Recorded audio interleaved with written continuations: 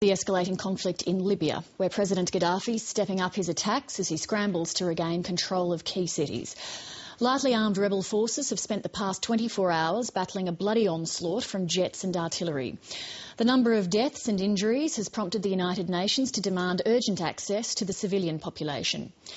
The ABC's Middle East correspondent Ben Knight is following events in the town of Ajdabiya in the country's east, and I spoke to him a short time ago. Ben Knight, paint a picture for us. What exactly have you been seeing in the past 24 hours? Well, Lee, what we've seen is this battle really fogged down just to the south of us here, near the town of Ras Lanuf.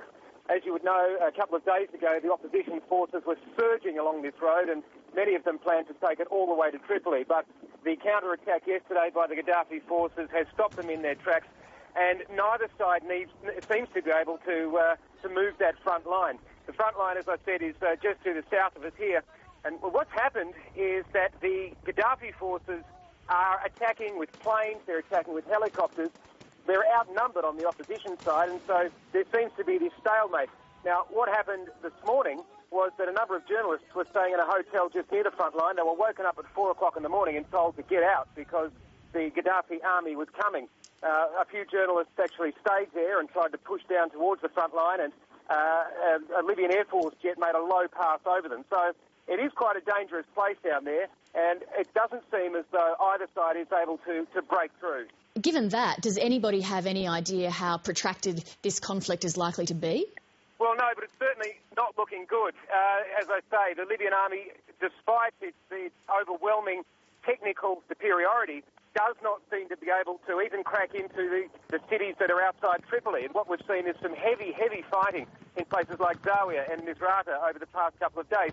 Now, the government says that it's broken into those towns, that it's retaken them, but the evidence says otherwise. And so you have these people who are under siege, they're surrounded by tanks and by the Air Force, and for days the army has been trying to break in there and simply hasn't been able to do it. Here in the east, it's another very difficult nut for the government to crack. So this looks like it is going to be protracted, and it looks like there's going to be a lot more blood spilt before it finishes.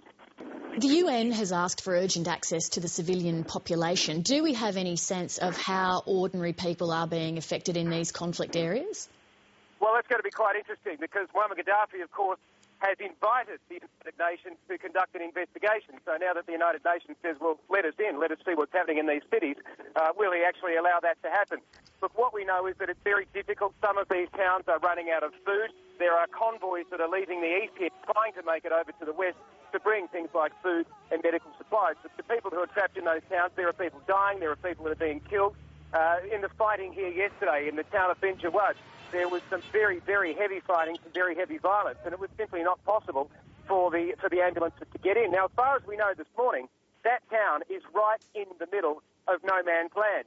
The opposition forces on one side, the Gaddafi forces on the other. It's very likely there'll be some more fighting there at the moment, but what the situation is in that town is impossible to tell. The people in there must be terrified, and I'm sure many of them are injured.